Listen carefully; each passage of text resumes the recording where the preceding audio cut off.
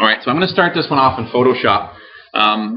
This is a situation where you may have come in with some different data, and there might be times where you just have an image and you want to use it as a reference.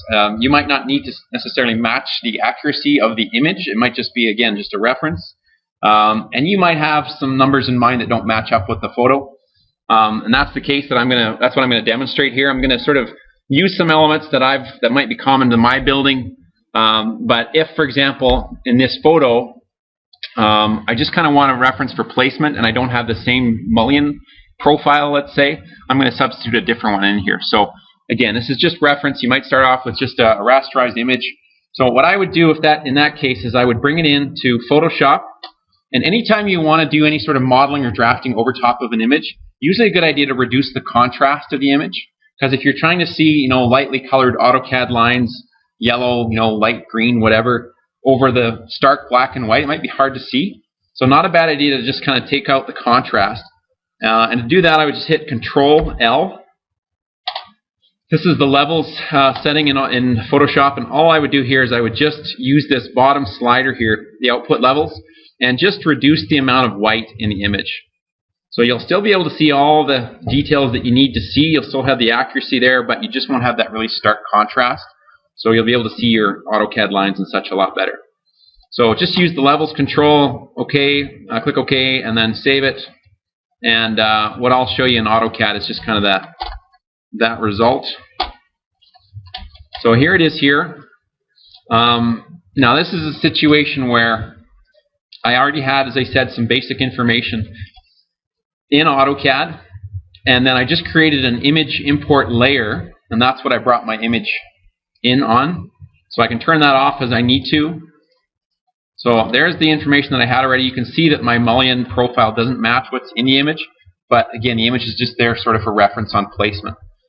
So what I do to get that image in, of course, is I would just go to the Insert tab and I would click on Attach. And then I would just navigate to where that was, and you can see there down at the bottom that this is prepared to bring in any sort of image file. So when I do that, maybe I'll just kind of walk through one extra little step you'll have to be aware of. So there's the image. Actually, I'll do, I'll use that one.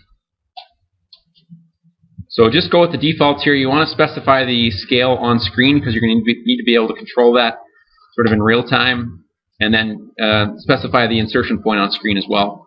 So when I click and place here, you can see there's the image box.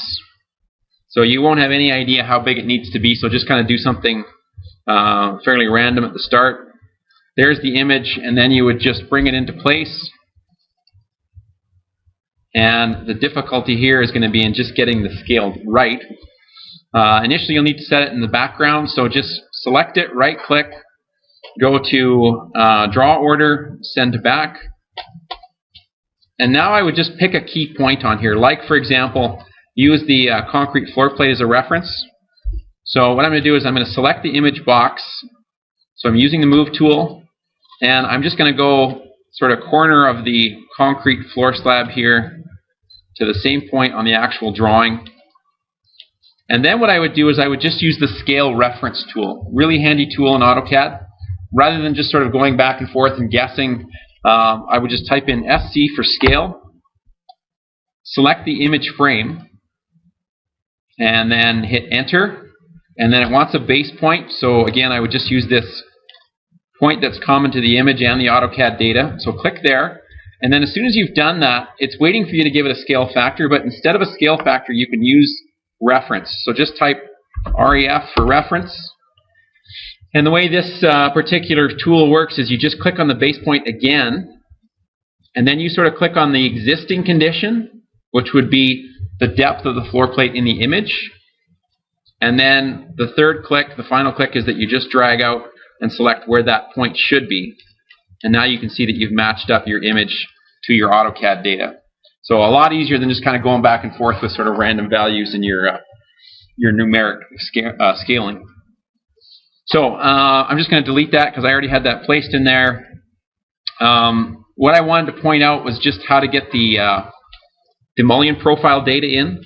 So for the most part, the rest of the geometry is fairly simple. I'm just going to use rectangles and lines to create this object, which is the floor slab. Well, I had that in there already, of course. And then I've got some millwork up here. And then these blue lines represent the steel stud tracks, top and bottom. I've got a drywall block. And then I've got a glass plane on the outside for my spandrel panel. So that's going to be, it's going to have some opacity to it on the back. And then I've got a block of insulation for my spandrel panel. And then these other two objects, of course, are the mullions. And I'm not going to draw that myself. If you draw that yourself in an office, they'll wonder why you're wasting their time and their money. So always get that information from the manufacturer. And this is something that you would have done in your other classes as well. So it might have involved going to a website like conair.com, selecting products, and then over on the left going to curtain wall. And I'll use something like the 7500 series. And then on the upper left, once that product comes up, you want to click on CAD Inspect Download. And then you'll see a list of all the CAD files that you can use here. I'll expand the one on the top, just a standard double glazing. And I'll go with the typical details, and I'll open up, just click on the DWG file here. It'll download it. And if you're using something like Google Chrome, you'll see it download to the bottom left here. And then you can usually just click on it to open it up. So there it is. Once it's been downloaded, you just click on it. It should open up in AutoCAD automatically. And the way that the Conair drawings work is that you get a key on the upper right that shows you all the section lines. And then for those section lines, you'll see a corresponding number. Like, for example, let's say we want to get 2C and 2B. So these will be the vertical sections of the mullions above and below the spandrel panel. So that would just mean I would follow the key here, 2B and 2C, and look over on the left. And there's 2B and 2C. So what I would do is I would extract this, just copy paste it from this file into your file. So that's going to be this one right here. And the one thing you want to be aware of is that because it's coming from an American site, they're going to be drawing in imperial units. So when you bring this mullion into your drawing, it's going to be too small. So you'll have to scale it up by 25.4 because, of course, their 1-to-1 units in their imperial drawing are in inches. We're drawing in millimeters. So we just have to do that scale factor of 25.4. So that'll give you the mullion profile. And then just again to show you the layer manager here, I would rely on the image to get the placement reasonably correct. You can see again that the mullion profiles don't match, so I'm using a different system, which is totally fine. I'll turn that off again.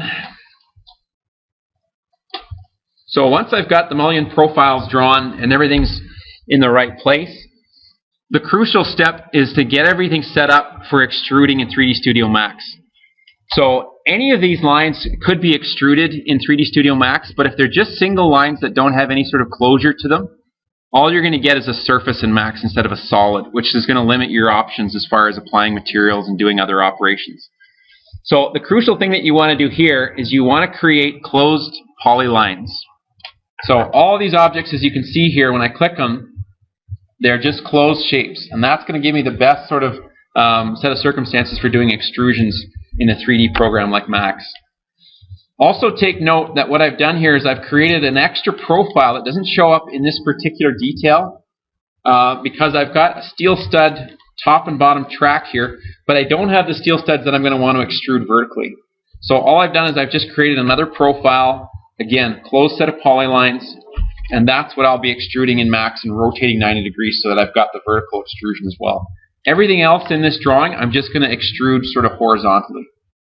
So how do you get the closed polylines? Well, any set of lines, let's say I've got just individually drawn 4 lines here for a rectangle. So, of course, when I select any one of these, they're just going to be independent lines. They're not connected at all. If I wanted to make that a closed polyline shape, I would just type in P, edit, hit enter, select any one of the 4 lines. When you select it, it's going to know it's not a polyline. So P edit is just polyline edit. And when you select one of these individual lines, it's going to know it's not a polyline. So it asks if you want to turn it into one. Just click yes. And then it goes right into the p-edit set of options here. And what you want to do is click on join. And then just select all 4 lines.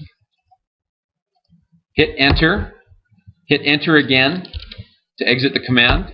And now what you'll have is this closed polyline. So that can be extruded in 3D Studio Max to create your 3D detail. Alright, we're almost ready here. So just give it a final check. Make sure that all the shapes are closed, scale's right and everything else. And then we're ready to bring it into 3D Studio Max.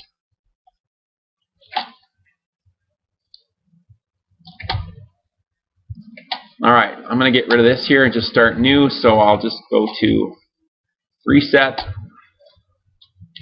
and click yes. You really do want to reset. The important step here before you do anything is that you want to set your units up properly in 3D Studio Max, because what's going to happen is that it might be set to meters by default, and if it is, then when you bring your detail in, it's going to be 1,000 times too big. It's going to look right because the proportions will match, but the problem is that when you start to do cameras and lights and everything else, the scale of all the sort of light intensities is going to be off because you've got an object that's 1,000 times larger than it needs to be. So to set that up in Max, just go to Customize, Unit Setup, and then for display unit scale, just set metric millimeters, and then you can also in System Unit Setup, just click your System Unit Scale, 1 unit equals 1 millimeter, and you're good to go. 3D Studio Max, like Revit, speaks really well to AutoCAD, so the DWG format is understood quite clearly. So what I'm going to do now is I'm going to go to the Application menu in Max, up here on the upper left, and then I will go to Import, and click the top option here. So import non-native file formats into 3ds Max. And then I'm just going to locate the file that I just created and click open. You'll see a whole bunch of options here, but you don't need to mess with any of them. Just click, just accept the defaults and click OK. And there's your AutoCAD file. Okay, so there's everything that we had drawn in AutoCAD.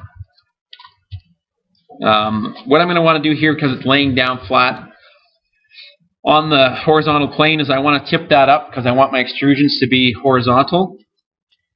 So I'm going to just make sure I've got my select object picker here, and I'm just going to grab everything.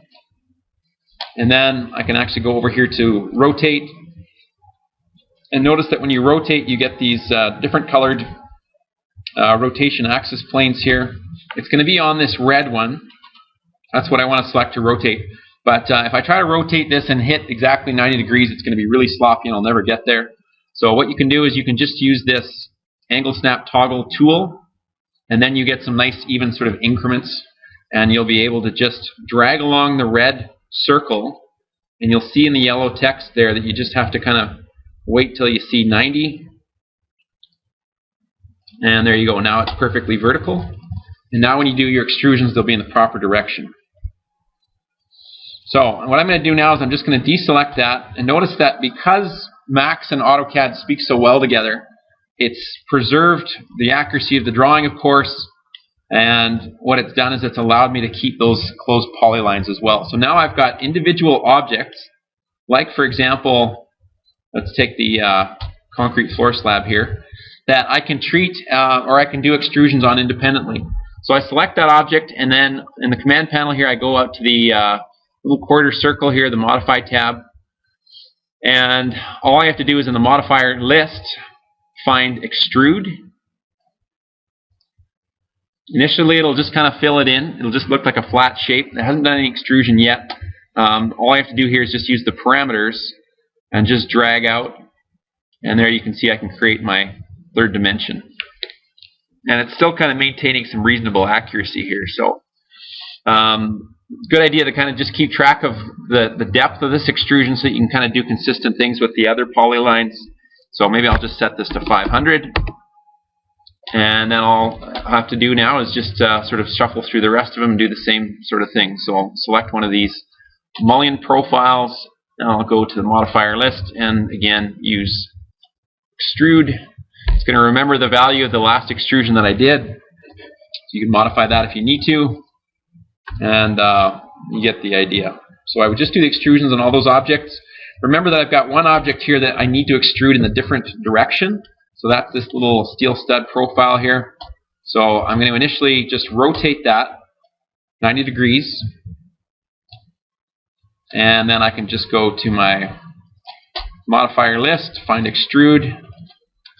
And then again, it's going to remember that same value from the last one. So that one will need to be moved a little bit, so I can just use my select and move tool, and I can move that sort of manually into place, or I can also just right click and then use the transform type in here and give it an exact value. So I won't do all of those, but you get the idea. So just extrusions to get the 3D data, and then we'll look at how to do lighting and materials next.